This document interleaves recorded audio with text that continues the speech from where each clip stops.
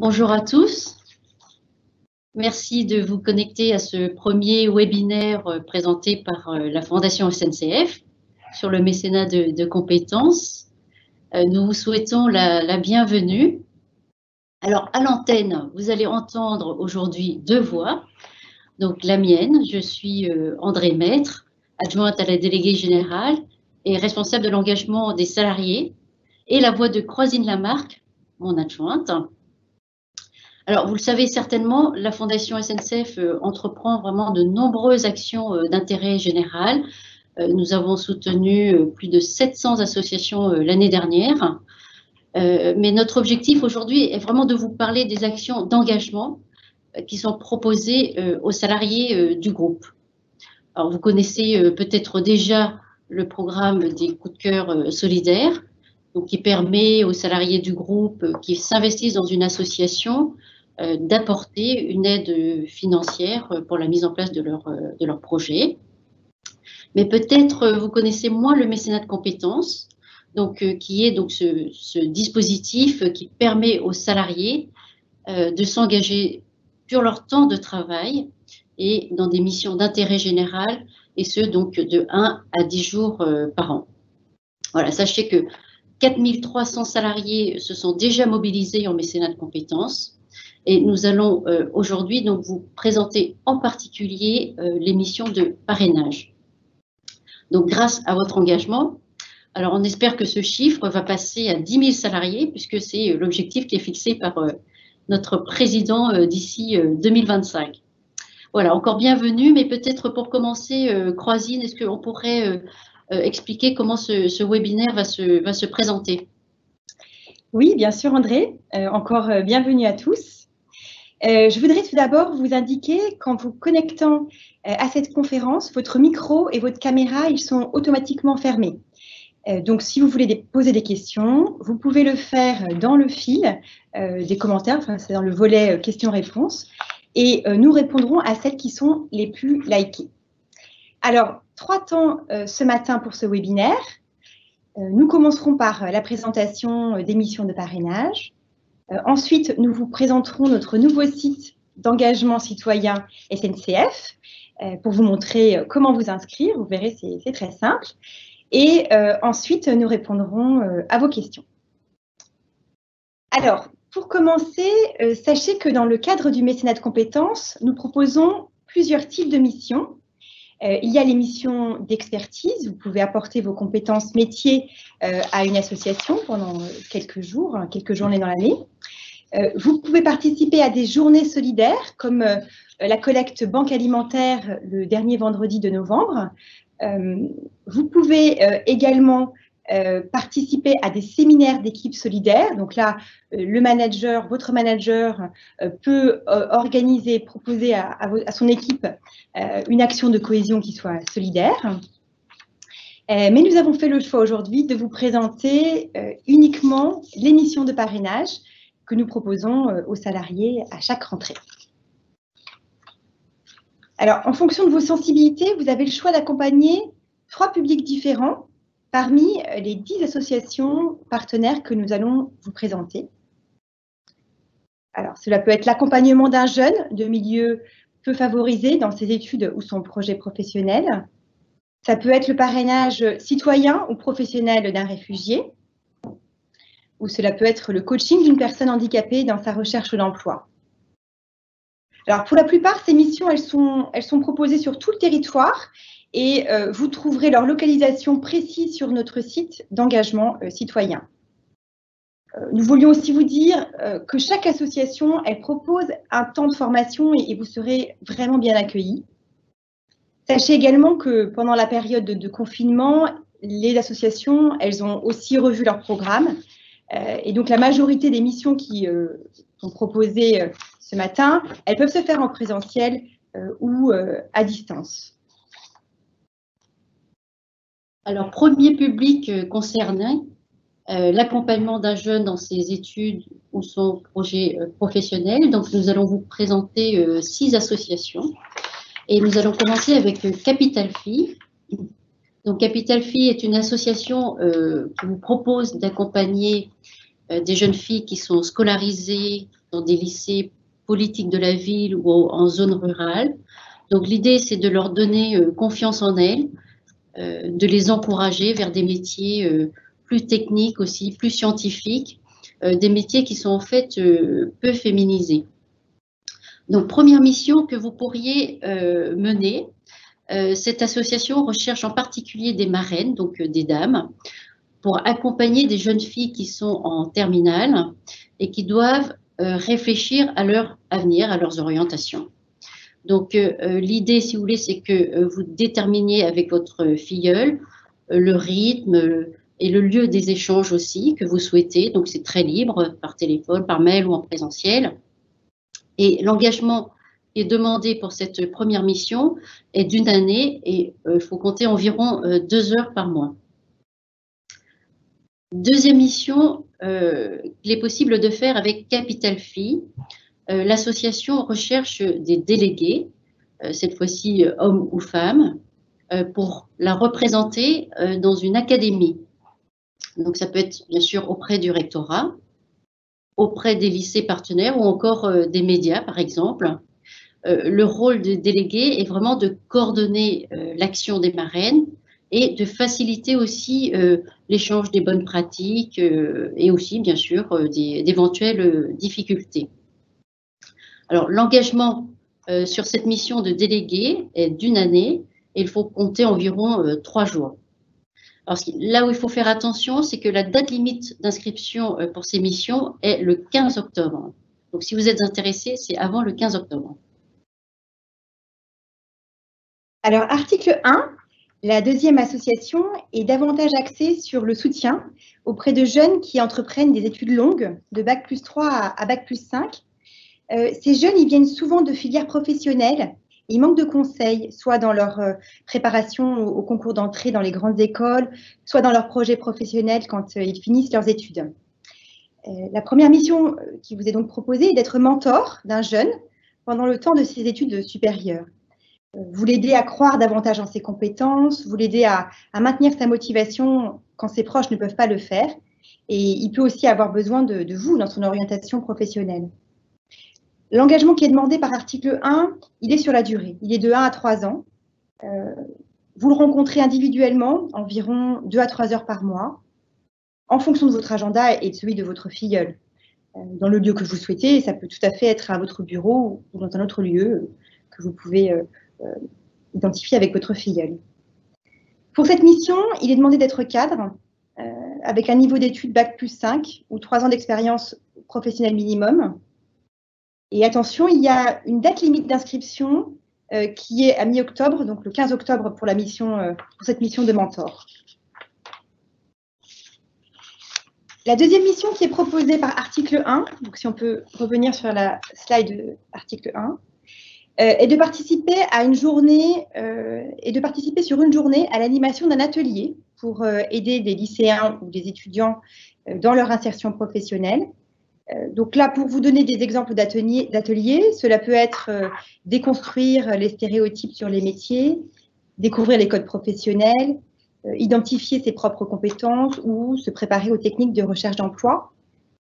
Donc l'engagement là, vous l'avez compris, il est d'1 journée pour animer un atelier. Et bien sûr, l'association, elle sera ravie si vous souhaitez en animer plus. Alors, Énergie Jeune, c'est la 3e association que nous proposons dans l'accompagnement d'un jeune. Alors, dans cette mission, Énergie Jeune vous propose en particulier de participer à des ateliers dans des collèges, souvent dans des quartiers peu favorisés, pour aider des jeunes à persévérer dans leur scolarité. Donc, le principe, c'est que vous apportez le témoignage de votre expérience professionnelle, tout simplement. Sachez que le programme, il est construit sur la base de travaux de chercheurs. Cela a fait l'objet d'une mesure d'impact sur des dizaines de milliers d'élèves. Et ce programme a vraiment montré ses très bons résultats. Et donc, voilà, donc, vous pouvez vous engager tout à fait spontanément dans cette belle mission. L'engagement demandé est de 1 jour et demi dans un collège, soit à peu près une demi-journée 3 fois dans l'année. Et vous pouvez bien sûr participer à davantage de sessions. Alors, avec Proxité, c'est également pour aider des jeunes issus de quartiers en difficulté, mais le besoin de l'association, il est surtout dans le soutien scolaire ou l'accompagnement dans la recherche d'emploi. Ce qu'il faut savoir, c'est que l'association, elle n'a que des bénévoles en activité, parce qu'elle considère que c'est un repère important pour le jeune. Notre partenariat en mécénat de compétences avec cette association, il a commencé à Saint-Denis, et puis ensuite, il s'est développé dans plusieurs régions. Pour la mission de soutien scolaire, vous aidez un adolescent de façon hebdomadaire et vous lui faites découvrir le monde professionnel. Sachez qu'à Saint-Denis, le soutien scolaire, il peut être réalisé le mercredi soir et le jeudi soir dans des salles de réunion du campus SNCF. Donc là, vous l'avez compris, l'engagement demandé, il est sur une année, près 1h30 par semaine. Pour la mission d'accompagnement dans la recherche d'emploi d'un jeune adulte, qui est la deuxième mission proposée par Proxité, là, il s'agit de donner des conseils pour atteindre les objectifs de recherche d'emploi que s'est fixé le jeune, l'aider dans ses recherches d'alternance ou d'emploi. Et donc, vous vous rencontrez dans le lieu que vous souhaitez, cela peut être aussi par téléphone. Et l'engagement demandé, il est d'une année, environ 2 heures par mois. Alors, je vous propose justement de découvrir le témoignage d'une marraine, Isabelle Lecoinet, qui fait du soutien scolaire depuis quelques années à Saint-Denis avec Proxité, avec l'association Proxité.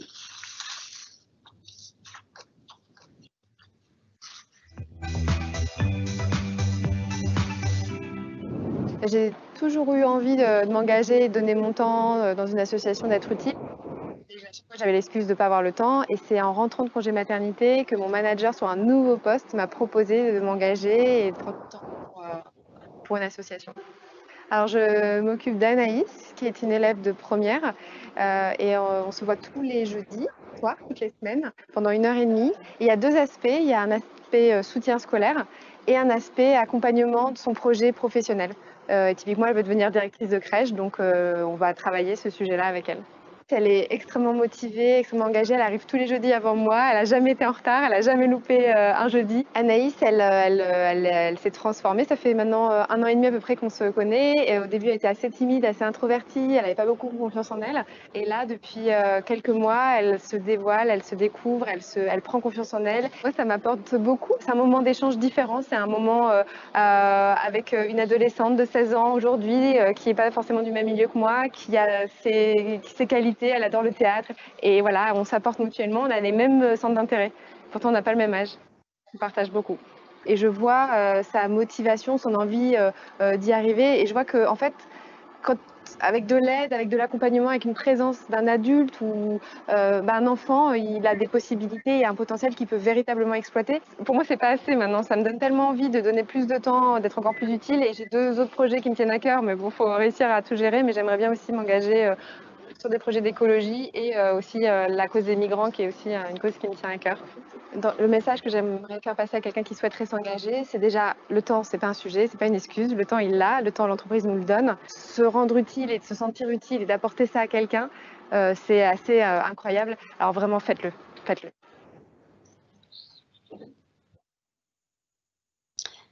Voilà, on espère vraiment que le témoignage d'Isabelle va vous donner envie de vous engager. Voyons ensemble maintenant les missions qui sont proposées par l'Institut de l'engagement. Alors, l'Institut de l'engagement a été créé donc, dans la foulée du service civique, donc pour permettre à des jeunes donc, qui ont montré leur potentiel d'engagement pendant une période. Donc, ça veut dire qu'ils ont fait du bénévolat ou du volontariat, par exemple. Donc, l'Institut de l'engagement leur permet d'être accompagnés, alors soit dans leur reprise d'études, soit dans leur recherche d'emploi, ou encore dans la création de leur propre activité. Donc, première mission possible, vous soutenez et vous conseillez le lauréat dans la réalisation de son projet. Donc, vous l'aidez à réfléchir, vous lui donnez bien sûr confiance, vous l'encouragez, mais vous lui ouvrez aussi voilà, des opportunités et, si possible, un réseau. L'engagement demandé sur cette mission est de 1 année. Il faut compter environ 2 heures par mois pour des échanges en présentiel ou à distance. Voilà. Suivant les supports que vous souhaitez, Skype, mail, téléphone, comme vous souhaitez. Deux autres missions sont également possibles avec l'Institut de l'engagement. Donc, ce sont des missions, cette fois-ci, qui sont plus ponctuelles parce qu'elles se déroulent sur une seule journée. Première mission ponctuelle possible, vous étudiez donc les dossiers écrits de ces jeunes qui postulent à l'Institut. Donc, chaque dossier est évalué par 3 salariés qui sont issus de milieux professionnels différents. Donc, ça vous permet aussi de rencontrer des salariés d'entreprises différentes. Et vos regards croisés donc, permettent d'évaluer le potentiel des candidats. Et leur évaluation donc, se fait en ligne. Voilà. Deuxième mission ponctuelle. Là, il s'agit d'être membre d'un jury pour un entretien d'orientation et d'admission des candidats. Donc, toujours avec 3 à 5 membres de milieux professionnels différents, vous évaluez cette fois-ci le potentiel des candidats, toujours bien sûr dans une démarche bienveillante. Autre choix possible, vous pouvez aussi décider de vous engager auprès de United Way, l'Alliance pour l'éducation, qui est une association qui réunit des acteurs publics, privés et associatifs pour améliorer les conditions de vie de jeunes issus de territoires prioritaires autour de l'éducation, la santé et l'insertion par l'emploi. Vous pouvez réaliser 3 types de missions. D'abord, une première mission qui est rapide. Il s'agit de présenter via une vidéo votre métier et votre entreprise à des collégiens. L'objectif de votre témoignage, il est double. Le jeune qui regarde la vidéo, il doit pouvoir découvrir le métier, l'entreprise que vous décrirez, mais aussi réaliser qu'il existe de nombreux parcours différents et qu'il pourra explorer plusieurs chemins dans sa vie professionnelle. Cette vidéo, elle sera réalisée avec votre smartphone et vous aurez un tutoriel pour le faire. Donc là, l'engagement, il est vraiment de quelques heures pour réaliser la vidéo. Et évidemment, plus il y aura de vidéos, plus ce sera riche pour ces jeunes. La deuxième mission, vous pouvez préparer des lycéens aux entretiens qu'ils auront dans le cadre de leur recherche de stage, en discutant avec eux, en faisant des simulations d'entretien, de l'aide dans la confection de CV ou de vidéos de présentation. Et là, l'engagement demandé, il est juste d'une demi-journée. La troisième mission qui est plus engageante en termes de durée, il s'agit de parrainer un jeune de 5e ou 3e en l'aidant dans sa scolarité.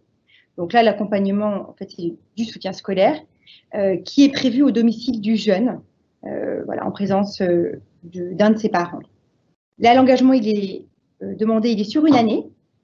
Il faut compter une rencontre hebdomadaire, à peu près 1 à 2 heures par mois avec le jeune. Voilà, nous vous proposons maintenant de changer de public pour vous présenter maintenant les missions de parrainage citoyen ou professionnel, cette fois-ci d'un réfugié. Vous savez qu'en 2019, la Fondation SNCF a mis en place un important programme d'aide en faveur des réfugiés. Juste pour mémoire, sachez que le statut d'un réfugié, c'est donc une personne qui a tous les droits d'un citoyen français, hormis le vote. Donc, la Fondation SNCF a cherché à faciliter l'intégration des personnes réfugiées en mettant en place 2 missions de mécénat de compétences, et ce avec 3 associations partenaires, donc France Terre d'Asile, SINGA et Codico. Alors, première mission, vous pouvez aider une personne réfugiée à s'intégrer dans la société. Donc, c'est une mission avec France Terre d'Asile, où il s'agit donc de créer du lien avec des personnes réfugiées qui sont, comme vous pouvez vous en douter, souvent très isolées. Donc, ces personnes ont un toit, bien sûr. Elles sont accompagnées par nos associations partenaires, mais elles connaissent en fait très peu de monde dans les villes où elles se trouvent. Et en fait, l'objectif, lors de rencontres informelles que vous pouvez avoir avec ces personnes, c'est de parler français, leur permettre d'apprendre les codes et usages de notre société et aussi de mieux comprendre, bien sûr, la culture française. Donc, France Terre d'Asile vous propose de vous rencontrer 2 fois par mois, pendant 6 mois, avec bien sûr les dates et lieux à définir ensemble. Voilà, vous avez la possibilité, bien sûr, de mener aussi les activités qui vous plaisent de façon tout à fait libre. Donc, vous pouvez aussi, deuxième mission possible, parrainer un réfugié, mais cette fois-ci en l'accompagnant dans son insertion professionnelle. Là, sur cette mission, il s'agit de faciliter son insertion socio-professionnelle tout en tenant compte de ses besoins. Donc, bien sûr, l'apprentissage de la langue française, la recherche d'emploi, et également, si vous voulez, la création d'entreprises ou bien d'associations. Donc, il faut prévoir sur cette mission une rencontre 2 fois par mois pendant 6 mois avec l'association Codico. Avec Singa, donc vous commencez par des échanges téléphoniques, comptez environ 2 fois par semaine, et ensuite vous pourrez rencontrer physiquement la personne si vous le souhaitez. Et la durée de la mission est également de 6 mois. Alors, autre public aidé, les personnes handicapées, avec l'association l'ADAPT.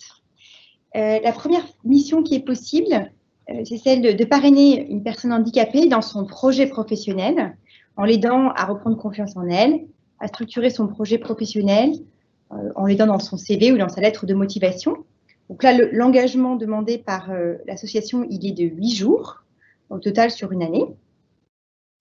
La deuxième mission qui est proposée par l'ADAPT est celle d'animer des actions de sensibilisation au handicap auprès d'enfants qui ont entre 3 et 16 ans au sein des écoles et des collèges.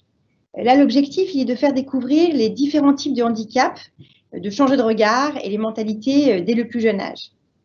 Pour cela, vous disposez d'un support, la Handi-Mallette, qui regroupe un ensemble de matériel ludo-éducatif qui a été sélectionné par l'ADAPT. Et cette boîte à outils ludique, elle utilise les 5 sens. Elle utilise l'ouïe, la vue, l'odorat, le goût et le toucher. Au travers d'ateliers, les enfants ils se retrouvent en situation de handicap. Ils se déplacent avec des lunettes et une canne blanche, des bouchons d'oreilles. Ils découvrent aussi l'écriture braille. Et l'idée, c'est de montrer que l'on peut être différent et que cette différence, elle favorise le développement des autres sens. Donc là, vous serez en binôme et vous aurez une formation à la Handi-Mallette pour découvrir l'outil et répondre à toutes les questions des enfants. Voilà, c'est une Handi-Mallette qui est très bien construite et qui est appréciée par les enfants. L'engagement demandé par l'ADAPT pour cette action dans les écoles est de 5 jours. Voilà, merci Croisine. Nous avons fini de vous présenter les missions de parrainage maintenant. Donc, on va vous proposer de passer à l'étape suivante. Donc, Croisine va maintenant vous présenter rapidement notre nouveau site d'engagement citoyen SNCF, qui a été voilà, un gros chantier de la Fondation SNCF cette année et qui est aussi une fierté. Oui, alors je suis ravie de vous présenter notre nouveau site d'engagement citoyen SNCF.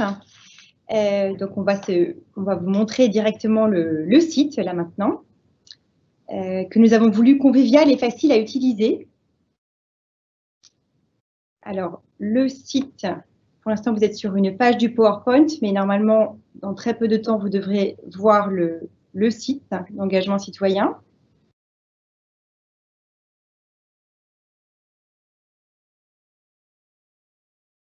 Alors, voilà. Bon, en attendant qu'on aille sur le site, ce nouveau site d'engagement citoyen, vous verrez, j'espère, assez rapidement. Voilà, parfait, merci. Donc, je vous propose d'être sur la page d'accueil du site. Sur la page d'accueil, en cliquant sur le logo SNCF Fondation, on est sur la page d'accueil du site Engagement citoyen.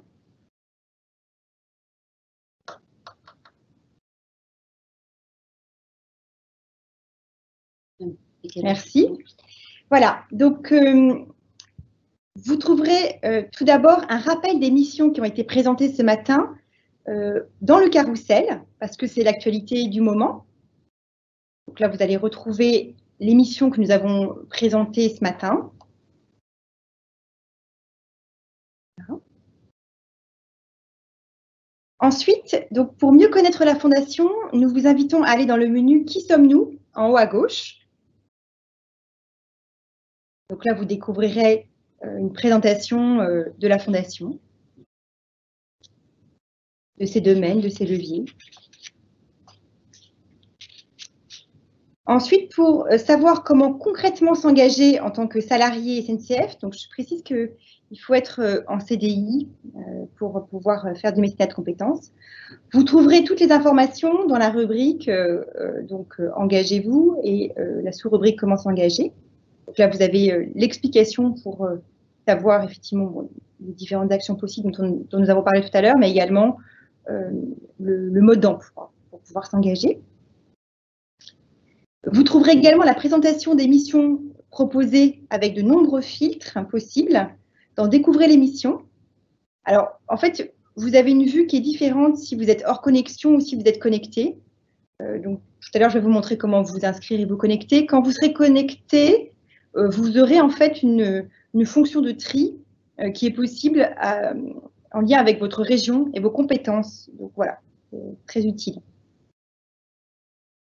Dans cette rubrique Engagez-vous, vous pourrez aussi découvrir des séminaires d'équipe solidaires qui sont déjà réalisés. Ensuite, dans la rubrique Association, devenez partenaire, et bien là, ça reprend l'ensemble des explications pour permettre à une association d'exprimer ses besoins et puis d'être partenaire en mécénat de compétences avec la Fondation. Voilà, on voit le mode d'emploi.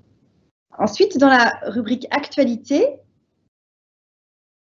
là, vous pourrez découvrir des articles et puis des vidéos qui, j'espère, vous donneront envie de vous engager dans notre programme de mécénat de compétences. Voilà. Alors, je tiens également à vous informer que nous avons la chance d'avoir des correspondants Fondation qui sont à votre disposition dans vos territoires pour vous aider dans votre engagement. Donc, ils sont très précieux et voilà, si vous avez justement un doute, des hésitations, eh bien, les correspondants sont là pour vous répondre. Donc là, il faut aller tout en bas du site dans la rubrique « Contactez-nous ». Donc tout en bas.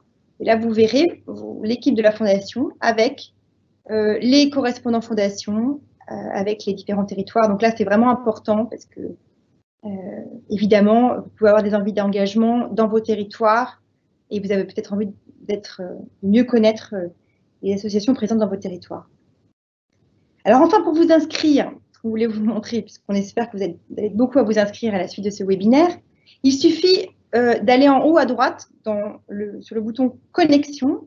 Là, vous verrez, on ne peut pas le faire en direct, mais quand vous vous connecterez, il y aura une fiche d'inscription pré-remplie qui reprendra des informations en fait, du SIRH, donc une grande partie des informations seront déjà complétées. Vous n'aurez plus qu'à mettre vos compétences, vous verrez, c'est très facile. Voilà, donc on espère que cette présentation elle va vous donner envie d'aller sur notre site et puis de découvrir la totalité des missions que nous proposons. Eh bien, merci Croisine. Maintenant, nous avons fini donc, de vous présenter le site. Nous pouvons maintenant, on vous le propose, répondre aux questions que vous avez pu poser au fil de cette conversation. Et donc, on va répondre, si vous voulez bien, aux questions les plus likées. Voilà, donc, alors on nous demande d'avoir la présentation que nous projetons en ce moment. Bien sûr, on va vous la transmettre puisque de toute façon, ce webinaire est enregistré. Donc, vous pourrez avoir accès, bien sûr, à cette présentation. Est-ce que, Croisine, on a d'autres questions que tu vois? Alors, dans les questions que je vois, donc, si je regarde celles qui ont été les plus likées, donc, comment on procède pour l'inscription? Ça, on vous l'a montré. Où se réalisent les inscriptions des différentes missions proposées? Donc là, en fait, c'est simple. Une fois que vous allez vous connecter, vous aurez accès donc aux différents projets à mission. Et ensuite, quand vous cliquez sur l'association qui vous intéresse, vous verrez des missions qui seront, vous verrez qu'il y a toutes les missions indiquées. Il vous suffira en fait de postuler à la mission. Voilà, donc le principe de la plateforme, il est assez simple. Vous postulez à la mission, ensuite, vous verrez l'association, elle donne son accord, voilà, parce qu'évidemment, elle vous dit s'il reste encore des places, etc. Donc, elle va valider votre candidature. Et ensuite, comme c'est sur le temps de travail, automatiquement, votre N+1 recevra un message pour lui demander s'il est bien d'accord pour que vous le passiez sur votre temps de travail. Voilà, alors ensuite, qu'est-ce que je vois comme autre question? Donc, sur les questions concernant la présentation post-webinaire, nous en avons parlé, on a répondu à ça. Il y a aussi une question sur voilà, le mécénat de compétences de longue durée pour lequel vous avez reçu certainement des informations. Donc, c'est un dispositif donc, qui, j'allais dire, illustre bien l'engagement sociétal de l'entreprise. Ça, il faut le dire et le répéter. Le mécénat de compétences, c'est vraiment un dispositif qui illustre vraiment voilà, la prise en compte de l'entreprise, de l'implication des salariés dans le monde associatif, et donc qui va permettre effectivement aux salariés de s'engager sur une plus longue durée, donc bien au-delà des 10 jours. Nous sommes en train de construire ce dispositif avec les RH, et bien entendu, nous vous mettrons au courant de la mise en place effective de ce volet du mécénat de compétences. Voilà. Alors, je vois qu'il y a aussi une question qui concerne les jours d'absence en lien avec les ressources humaines. Donc là, en fait, comme je le disais, ce qui est important déjà, c'est que vous allez avoir la réponse de votre manager au mail, donc qui en fait indique son accord. Et ensuite, vous devez poser dans l'outil congé repos, vous devez poser un congé pour mécénat de compétences qui existe. Voilà. Donc, je pense. Alors, Rosine, il y a une question sur le filtre géographique. Peut-être le redire ce que tu as dit tout à l'heure sur le site. Oui. Il est possible de filtrer sur la région. Oui. Oui. Donc, effectivement, sur le site, vous verrez quand vous vous connectez et quand vous allez sur la page, dans la rubrique Engagez-vous, sur donc, la sous-rubrique Découvrez l'émission. Quand vous êtes connecté, vous pouvez choisir toutes les missions qui sont dans votre région. Voilà, très simplement. Alors, je vois aussi une question concernant les alternants. Donc, effectivement, je l'indiquais. Aujourd'hui, le mécénat de compétences, il est réservé aux salariés qui sont en CDI. Après, les alternants peuvent participer, mais ce sera plus le bénévolat, en bénévolat.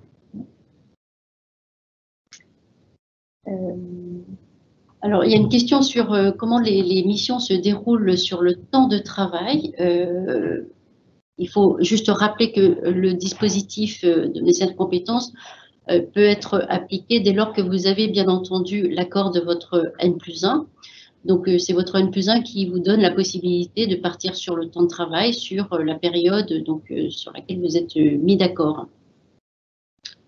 Il y a une question aussi, André, qui concerne le fait de pouvoir postuler à une mission qui n'est pas de sa région. Donc, c'est vrai qu'en plus, avec le confinement et le télétravail, c'est une question qu'on a de plus en plus.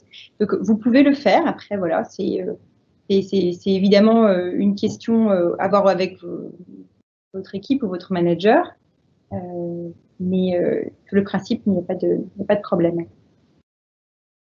Alors, une autre question, mais cette fois-ci sur le bénévolat. Si le manager n'est pas d'accord, est-ce qu'on peut le faire sur un jour de congé? Bien sûr, chacun est libre de s'engager sur son temps libre auprès du monde associatif.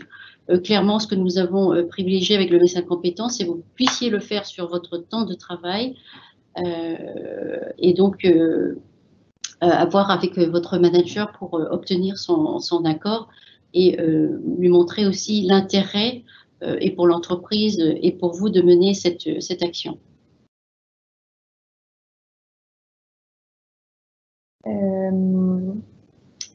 Voilà. Alors, il y a une question qui est sur comment peut-on évaluer notre capacité à vraiment aider un jeune. Il faut une certaine pédagogie. Et donc, en fait, il y a la question de est-ce qu'on est capable de le faire. En fait, il faut savoir quand même que nous, ça fait plusieurs années qu'on travaille en partenariat avec ces associations et elles vont vraiment justement vous donner tous les outils. Voilà, c'est ça l'idée, si vous voulez. Si vous allez être avec des professionnels qui vont vous permettre de savoir justement comment bien accompagner ce jeune, quelles sont les bonnes façons de faire, quoi. Et ça, c'est nous, quand les retours qu'on a des salariés qui ont fait l'émission, c'est justement, voilà, on s'est senti aidé, accompagné. Et donc Donc voilà, n'hésitez pas, vous n'êtes pas tout seul dans cette action. Sachez aussi qu'il y a beaucoup d'associations qui organisent des échanges entre parrains, marraines, en plus donc de l'accueil personnalisé qu'ils peuvent vous proposer. Il y a une question aussi qui est posée sur le diplôme. Les missions de parrainage que nous avons présentées, hormis article 1 qui demande pour la mission de mentor à être cadre, pour les autres missions, si vous voulez, il n'y a pas de condition de diplôme en particulier. J'allais dire, il suffit que l'on ait beaucoup de motivation, d'envie d'aller aider les jeunes, les personnes handicapées ou bien les